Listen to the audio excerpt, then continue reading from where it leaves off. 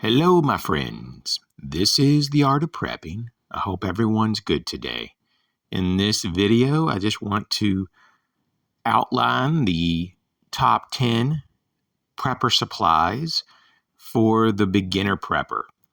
There's a number of other categories that includes various types of supplies, but I think these top 10 categories have some of the most critical and essential supplies that you would start out with first. And so let's jump right into it. The first would be water. In the water category, you have the purifiers and the water filters. You have to have containers to hold the water. And then, of course, water itself. I do talk to a lot of people on a regular basis that put back filters, but they don't have many containers, and those containers are not filled, and they have little to no actual water. And that's going to be really important, is to have a good stash of actual water available to you, because you don't really always know or have a heads up when an emergency, even a natural disaster, is going to occur. And so it's really important to have the material assets available to you in all these categories. It's one thing to know about all these things, but it's also another to have them available, because when you need some of this stuff, you may not have the time or any kind of resource to go and procure them at that various time. So the next category is shelter. So this includes shelter systems that are appropriate. They're appropriate for your local environment. And this also includes the environment that you may go to if you have to leave your current environment. But in the big picture view here, we have shelter systems that would need to be able to be viable in all the seasons that you are exposed to. And so if you live in an environment that you have very, very cold winters, because you don't know when this emergency is going to happen, it goes without saying that you should be able to withstand those winters with your shelter system. This could include various types of implements and supplies. Just a few examples could be a tent system. You could have tarp systems, bivy bags, sleeping bags, various types of blankets, and so forth. Transportation. It's critical in some situations to have transport to get to another location, maybe to a safe zone, maybe just to move supplies around to rescue people. Transport is huge. There are some limitations, of course, to try to travel by foot alone.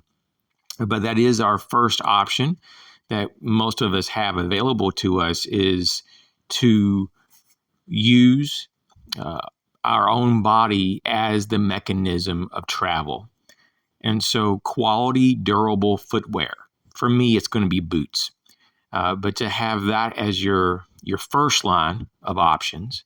But I think for a lot of people, when it's possible to use a bicycle, a wagon system, if you have any kind of off-road vehicles as well, it could be an actual motorcycle.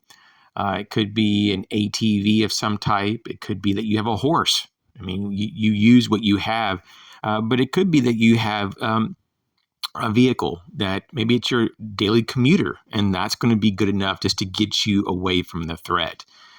Some option really does need to be available.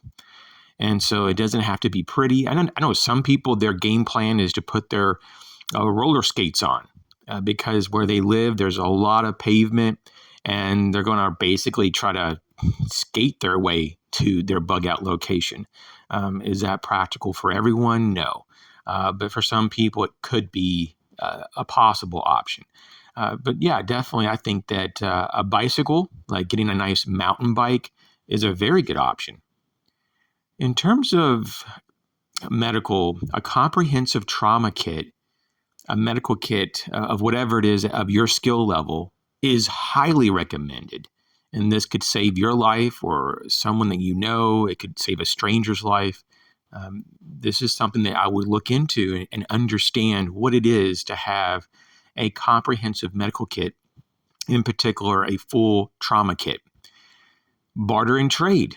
I think to have some supplies put back so that you can barter and trade with. There's going to be times that you're not going to have everything you need. It's just how things are. You cannot literally carry everything that you need with you sometimes in certain situations. So besides having some emergency cash on your person, some gold or silver coins could be something to consider. It could also be that you just have a few extra everyday items on you. It could be a spare blanket. It could be antibiotics. That would be a good item to trade with. Some high quality batteries. Maybe something that can help repair things, right? Some tape or some other medical supplies, basic repair tools. I think these are very important things to consider, and they don't have to really cost a lot.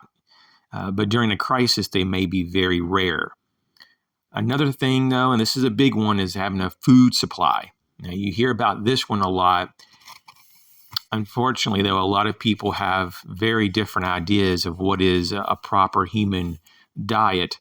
And I'm not going to get into the weeds on that. You guys have to figure that out yourself. I'm not going to preach about these things.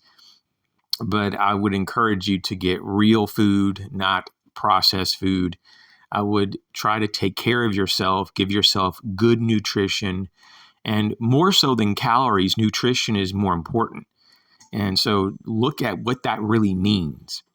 And so that's about all I'm going to say about that. Personal protection. Personal protection is huge. In a crisis situation, an SHTF, whatever it may be, you may need to protect yourself from people, from wild animals, whatever that may be. Body armor is going to be something that you might want to have on you. It doesn't have to be anything over the top. It could be very lightweight, flexible body armor panels, just something to increase the odds that you would survive an attack.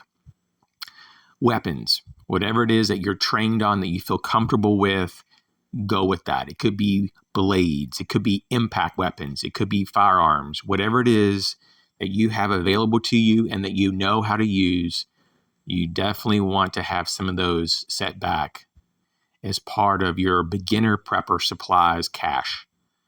Lighting options. This is also important for personal protection, to be able to identify threats and to prevent yourself from being injured when you're moving around in low light conditions. Also, to have early warning systems, devices that can give you a heads up if there's movement, that uses various technologies to basically give you a heads up that there's a problem. Communications. Comms are huge. It gives you the ability to ascertain information in your area or even in areas beyond your area and to communicate with other people. Having a decent quality weather band radio is essential in my opinion. Also having a good quality two-way radio that can actually talk with other people in your area. It could be very critical and life-saving. And also, as a bonus, though, it's nice to have a shortwave radio to pick up signals from further out.